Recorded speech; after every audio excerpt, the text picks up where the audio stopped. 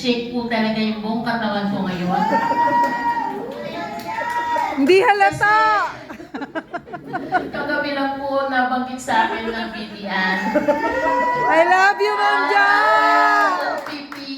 And alam po ng team namin, ito yung hindi ko forte. Bear with me please. Tatry ko po yung best ko na magkaroon ng justice yung OPP. I'm just being honest. Talaga po.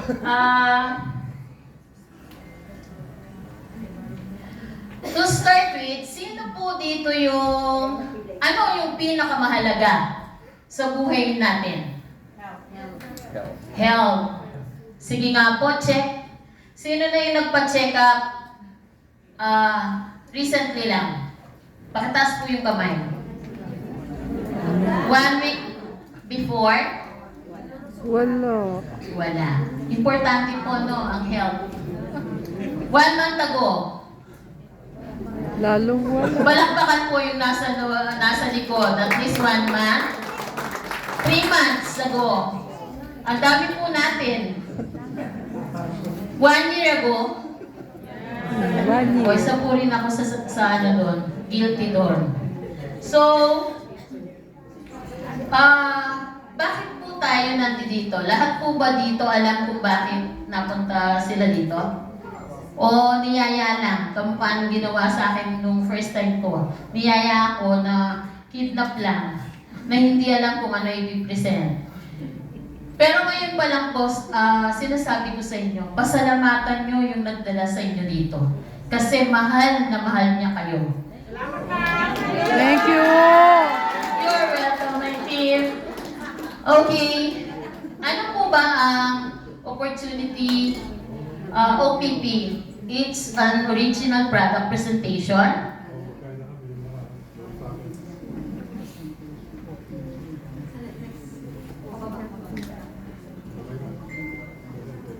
Okay.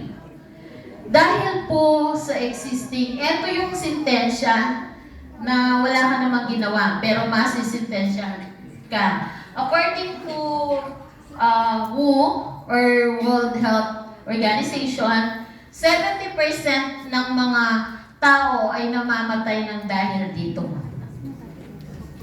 Before, nakikita po ba, pakibasa po yung number 6. Diabetes. Diabetes. So before number 8 yan. Ngayon, number 6 na. Promoted, no? Parang sa LGU lang. Pag magaling ka, napopromote ka. Dito po, ibig sabihin, mas nakakatakot. Mas dapat tayong maging aware. Why? Kapag tumataas yung number niya, ibig sabihin, nagiging marami na. Delikado. And then, example na lang po dito. Dati sa Santa Rita, wala kaming dialysis center. Ngayon, 3 na. Ang ganda, no? Pinagbubunyi po ba yun? Matulake po dapat, Kareng Kapampangan. No. Ito only means na sobrano karakal ding ating diabetes kaya katamo. Ne? Bakit kaya ating makalini? One reason is aging population. Sino pong ayaw tumanda? Ayaw. Mag-third year ka. Sino ang ayaw tumanda? Eventually, kahit ayaw natin, dadating tayo sa puntong yon. So, it's the reason why may mga deadly diseases tayo ngayon. Another, wrong diet. Sino po ang nakakakain ng lahat na organic? Wala, di ba? Kasi, ito yung dahilan, lalo dito sa Pampanga, ang trait po namin is magaling magluto. Masarap magluto, maraming mamantikang pagkain, maraming masasarap. Sabi nga ng mga taga Manila, which is ito yung sabi ng coach ko, I would like to acknowledge, ang nanay at tatay ko, sariwing, Ivy Tribunsay and Rad Tribunsay. Palakpakan naman po natin kasi kung hindi nila ako pinaginap, wala ako ngayon dito. And then another, inevitable stress. Pagising mo pa lang may stress na. Sa akin po bilang social worker, pagising ko pa lang, stress na ako. Need ko prepare lahat ng para sa apo ko. Yung bill nila, lahat. Na-stress ako kasi kailangan at exactly 8 o'clock nasa office ako. Pagpasok ko ng office, stress ka na. Pagbukas mo pa lang, may nangihingi ng ganito, ng ganon, ng ganito. So, 24 hours po, hindi maiwasan ang stress. And then, ano pa? Pollution. Meron, di ba? Andiyan luka rin ating polusyon. Kaya nga sipin mong bali ating polusyon. May people pollution na po ngayon. Ito yung mga Marites, Marisol. O, yun yung mga toxic, no? So, that's why, umabot na sa bottleneck crisis in today's medical science ang mga problemang ito. Buti na lang, merong discovery of stem cell. Recent medical science breakthrough, ang discovery ng stem cell. Sino po dito ang nakakaalam kung anong stem cell? Wala po. Sino po yung nakakaalam ng stem cell? Usually, siguro hindi lang tayo aware. Pero, from the start, kasi ang tao is made, it is the most basic form of all living things na bumubuo ng organ natin, unlimited possibility of treatment boundaries, and meron itong miraculous ability. Paano ba nabubuo ang stem cell? Minsang gabi, malamig. Ayun, no? O, ita, emwa pigilan, mga labit si misis. So, nabuo ang pinaka-mother stem cell. Tapos, dadaan niya ng process in which yung sperm cell and ovum ng nanay at tatay natin nag-unite, nagiging mother stem cell. Dadaan ito sa duplication and eventually it will go under blastocyst na magiging dadami siya ng dadami and magiging particular na mabubuo sa bawat organ. Magiging tissue muna siya and then after tissue magiging organ na siya. After 9 months, lalabas na yung little chucky. So, yan po yung evolution ng cell. Ano ang proof na merong miracle abilities nga ang stem cell? Ito po ay na-isulat or written in different publication worldwide. Kilala po niyo ang Time Magazine? Yes. Hindi naman yan maglalathala ng hindi aprobado or totoo. Meron po akong favorite dito, gusto kong maranasan to. Isang Chinese magazine na nagsasabi na yung edad ng babae ay 100 years old na. Pero ang itsura niya, 50 years old. Sino ba ang gusto makadanas nun? Yes. Pag 4th year ka. Unstoppable po ang medical science trend. Greatest revolution of medicine emerged. That's why, hindi po maglalathala ang mga iba't ibang magazines sa buong mundo kung hindi proven ang stem cell. Paano po ba makakakuha ng stem cell? May mga paraan yan. Ang first po, ito yung expensive, time-consuming, pinakamahal. Kilala po niyo si Senator Enrile? Sorry po sa paggamit ng pangalan niya. 101 na siya, is coming Feb. Pero kita niyo naman ang pagiging smart niya. At ang intellect niya, ganun pa rin. Ang intellectual ability niya, ganun pa rin. Ito po yung ginagawa sa Switzerland, German. which is time-consuming at mahal. Actually, ang alam ko, $100,000 ang cost ng isang session, no? So, bukod sa mahal, kailangan mo pang mag-travel. Pero now, I know, St. Luke's is doing this.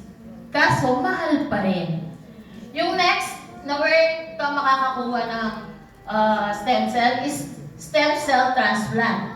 Ganito lang po kadali yan. Mag-i-extract sila lang kung ang may diferensya mo is yung tuhod mo. Kasi po, tumatanda na. So yung tuhod mo may sakit, yun yung kailangan ng stem cell. Kukuha sila sa kabila. And without any anesthesia. Why? Ang stem cell po ay mamamatay kapag ginamitan ng anesthesia. Another one, very expensive pa rin po to. At ang isa pang method is yung cord blood banking. Actually, ito na-encounter ko nung minsang OPP. Di naman bawal siguro i-mention, kapitan ng loob. Nag-OPP kami and then tinry namin siyang i-invite. Sabi niya sa akin, no, I'm into cord blood banking. Sabi ko, sosyal.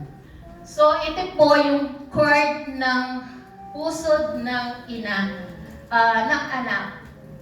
Kailangang i-save either yung mismong blood cells nun para sa ibabang, which is binabayaran siya every month na mahal din. Another one is yung madalas, ito po, placenta injection in beauty salon. May napanood po ako sa Jessica Soho before na nadisforma yung mukha dahil sa pag-inject ng stem cell at collagen. Ito po yung pinaka-risky. Why? How sure we are na yun nga extract na yun, stem cell. And how sure we are na license nga yung gumawa nun. Another one is the adult stem cell banking. Ito po yung pagkuha ng stem cell, usually sa spine. And then, ipapa-reserve siya for a longer time. Kaso, ang problema nito, kung 35 years old ka ngayon, wala namang assurance na kang stem cell, 35 yarin. Kasi wear and tear ang body. Kung gaano mo siya inabuso, ganun ang lilitaw na edad ng iyong stem cell. Gusto po ba ng libre? Yes. Sino po ang gusto ng libre? Libre. Pilipino talaga pag libre. No. Ito yung healthy lifestyle. O gusto po ninyo ng libre? Yes. Sino pong nakakatulog dito ng 8 to 10 hours of sleep or more? Ano yun? Dadanas po natin yan dahil excited tayo. Ako kabang-kaba. Na 2 oras lang ang tulog ko. So, makakakuha ba ng libre? No. Sino dito ang nakakainom ng 10 to 12 glasses of mineral water? Pag sinabing mineral, di ba, merong add-on doon sa water. Hindi lang yung water sa poso. So, sino pa nakakainom? Thank you, ma'am. Pinapalakpakan po yan. At least may 3 out of hundreds na nandito. Sino yung nakakapag-exercise? Huwag po ninyong tignan ng katawan ko. At ako yung hindi isa doon. Sino nakakapag-exercise ng 30 minutes to 1 hour? Ano yun? Pamela, hindi ko nga rin alam yun. Okay. So, palakpakan po yung mga nagtaas. At least, merong isang factor doon na ginagawa nila. Sino po yung hindi na-stress? Wala na. Makita mo pa lang yung mister mo, di ba? Buti na lang ako, wala nang nakikita. Makita mo yung mister mo, na ang daming pinaasikaso sa'yo sa morning, napaka-bias ko naman. O yung misis mo, natalak ng talak. Stress na, di ba? Kapag 15 at 30, hindi ka nag-subi o hindi ka nagbigay ng full sahod mo. Malaking issue. No? So, is there any convenient and effective and affordable way? Meron po ba? Meron. Yes! Kasi alam namin, dahil sa oral capsule modern technology, ang product na ito ay lumitaw. Ang first method is yung supercritical extraction. Ito yung method wherein ang pag-extract or pagkuha ng placenta ay ingat na ingat. Kumbaga, ang gusto ma-assure ng company is 99.9 available ang yung pagkuha at pag-extract nito ay 99% na available yung stem cell. So, next we have the freeze drying. Ito yung technology wherein yung na-extract, thank you ma'am, yung na-extract ay pinifreeze nila para maging available for the next 3 to 4 years. And then we have the nitrogen field technology wherein sa pagkuha at paglalagay sa capsule ng mga ingredients, ina-assure na walang oxygen. Ina-assure nila na ang nakapasok do sa caplet natin is nitrogen. Why? Oxidation is ang resulta ng pagkasira ng isang bagay. Just like, iwa ka ng apple. Iwanan mo lang, after a while, brown na siya. Diba? Ito po yung nagiging dahilan ng pagkasira ng everything. And then we have the enteric-coated technology, which meron siyang ability na kapag pumasok, ang acid po kasi sa stomach natin, kayang tumunaw ng pako. Iniram ko po to doon sa nag-OPP din. Kayang tumunaw ng pako, o wala pong kakain ng pako, ha? Kasi yung gastric juices, true. Anong proof na may gastric juices sa stomach? Pag nadighay ka, di ba maasin? Yun yung proof na may acid. So, anong ginagawa nito? Pagpasok or pag-inom mo ng stem cell, didiretso yan sa stomach na hindi siya mag-burst doon. Didiretso siya sa small intestine where the final absorption of everything ng nutrient ay doon nagaganap. Sa amin po, importante, isa rin po akong nutritionist. Huwag po kayo masama ng tingin nyo. Nutritionist po talaga ako. Masama ang tingin. Hindi lang po pinractice, kaya nag-social worker ako. Kasi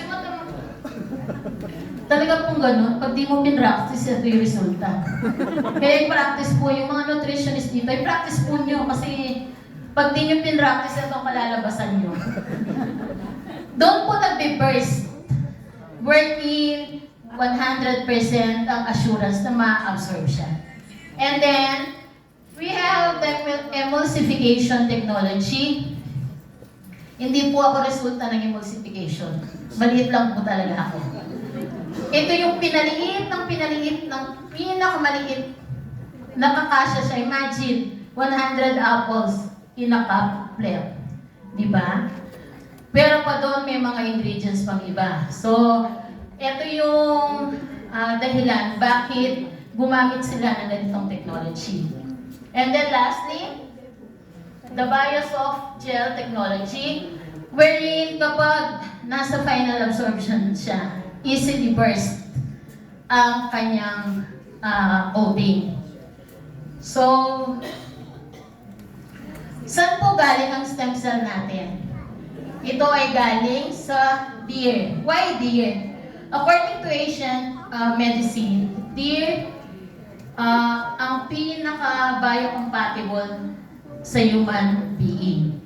Siya rin yung divine beast na tinatawag. Why divine beast? Once na may nakain silang marumi, sila mismo, ibabite yung tongue nila para mamatay sila. Pinapatay nila ang sarili nila kapag may nakain silang marumi. And then, eto po yung placenta. Most of the part of the deer are medicinal. Tapos, eto po yung sa female yung placenta. Hindi po kami pumapatay ng doa. Yun lang pong placenta na usually nilalabas nila kapag nanganak sila. Yun yung ginagamit. A portion of that. And then, ito po yung bagong ingredients na nasa P7, ang velvet. Ito po yung antler ng sungay ng deer. Pwede pong magkwento ng konti. Sa Baguio, nung nagsiseminar kami, may mga, kung nadadaanan nyo, nasa tapat ng Camp Chanhae, Safari Lodge or hotel na yon. Merong mga nakasapit doon na sungay ng usa. Nakapalibot yung safari, na yun. Although, dahil sa safari ang hotel, akala ko decor lang siya. Pero sabi ng caretaker, yun daw yung ginagamit nila kada sasakit ang tiyan nila. Kinakastasyon, pinakukuluan, at iinumin nila. So, mawawala daw kahit na lagnat, sakit ng tiyan. So, ganun ka-effective ang beer.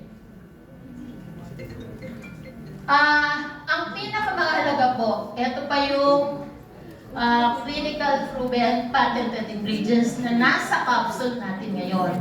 Nasa P7 at which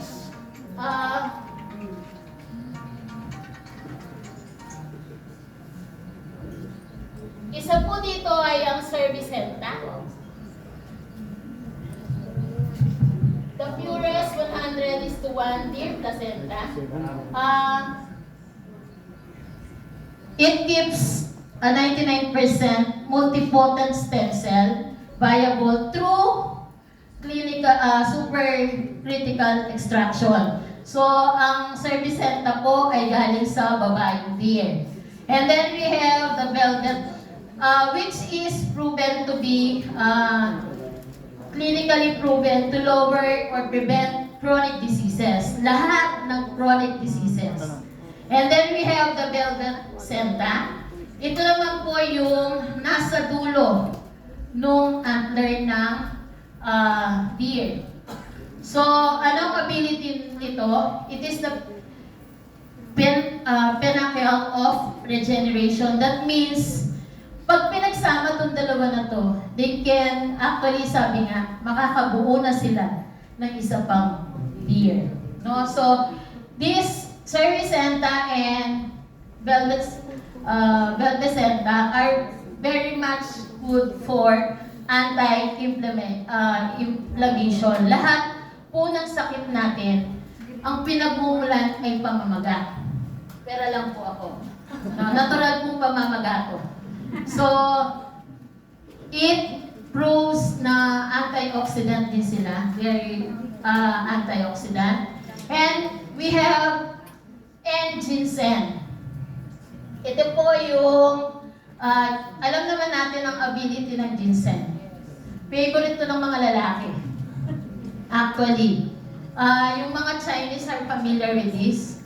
Kaya lang po, ang pagkakaiba ng ginseng natin, ito ay itinanim sa volcanic soil ng New Zealand. Kilala po natin ang New Zealand, right? Yes. Ito yung country na zero crime, at the same time, zero pollution. So, napakasarap. Mas marami pa yung mga cow, deer, at mga goat doon kesa sa tao. And then we have the axantone. Ito naman ay parang antler din. Kung napansin nyo, para siyang sungay. Pero ito po ay hindi sungay, kung hindi mushroom. Ito yung pinaka-nutritious na mushroom sa buong mundo.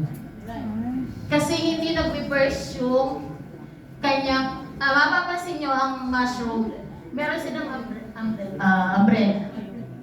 Doon lumalabas yung nutrient, then magiging singaw po sila. So, dadami sila in that way. Pero ito, dahil sa technology, nako-control yung pag-split nila. No? And then, ito yung pong pinaka-favorite ko, the white strawberry. It came from Japan. Actually, yung pinsan kong nandoon ang nagsasabi, ang panlaban nila sa Japan ng cancer ay white strawberry. Ang kaso, napaka-mahal din.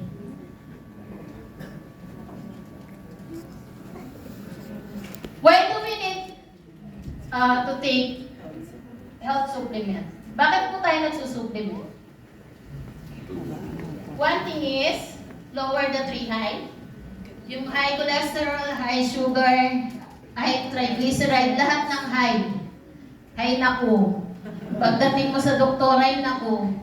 Kasi mapapahay na ko ka sa dami ng gamot. Sorry po sa doktor. Wala po ako maging sa Pero lahat ng iinumin mo, hindi ka ma-high blood dun sa sakit mo. Dun sa dami ng iinumin at mahal ng mga bibilin mo na continuous. So, nagsusupplement tayo. Usually kasi yung nai-intake naman natin, hindi natin alam kung sapat ba yun. Kaya kailangan natin mag-supplement. Then we have prevention. Sabi nga, prevention is better than cure. Mag-prevent ka na, mag-prepare na po kayo. Bago ka pa lang magkasakit. No? Mas maganda po siguro na mag-prevent ka kaysa pag nandiyan ka na kung ka naghahabol. And then we have repair. Usually, ito yung ginagawa pang isa ng bakit tayo nagsusupplement. And it also protect, recovery, and detoxify. Lahat po ba lang yan ang nakikita nyo sa other supplement? Yes. Yes. Pero, ang product namin, may isang dahilan or reason bakit siya napakaganda. It is regenerated. Or kaya niyang mag-generate. Ibig sabihin, kaya niyang palitan yung mga worn out tissue natin. Wow! Palakpakan naman po.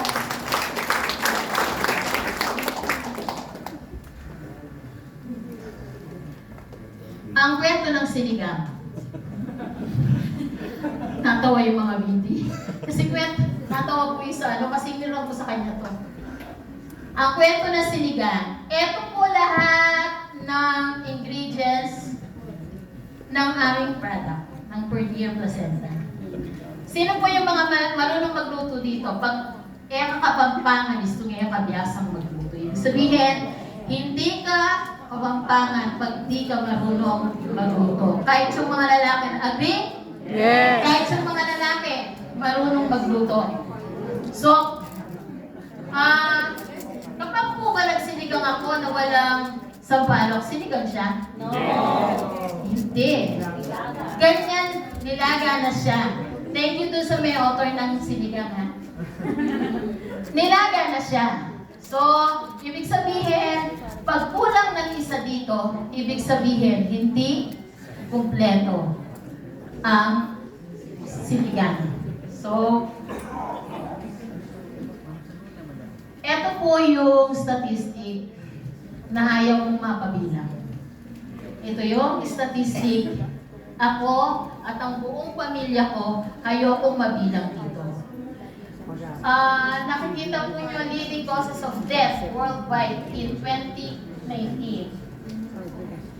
Sad to say, may mga mahal ako sa buhay na nandito na. It's the reason why I am into Reway now. Ayoko nang may mangyari sa pamilya ko na wala akong alternative na pwedeng gawin. Tatlong mahal ko po sa buhay ang nawala. Isang dengue, ang anak ko, na 21 years old. Ang asawa ko na may cardiovascular disease. Ang aking kapatid na nagkaroon ng colon cancer. Sa lahat po ng nandito, maswerte kayo. Kasi ako, kung nalaman ko to 2009, may asawa pa sana ako ngayon. Meron pa sana akong anak na 21 years old. Meron pa sana akong kapatid. And sana po, lahat ng nalaman nyo dito, i-marites nyo. Ito yung magandang marites. Ito yung magandang marites na makakatulong kayo sa kapwa nyo. So, gagamitin ko yung sinabi ni Ma'am Jera. Mahirap lumipad ng nag-iisa. Sana buong team makasama kayo sa aking paglipad. Maraming salamat po.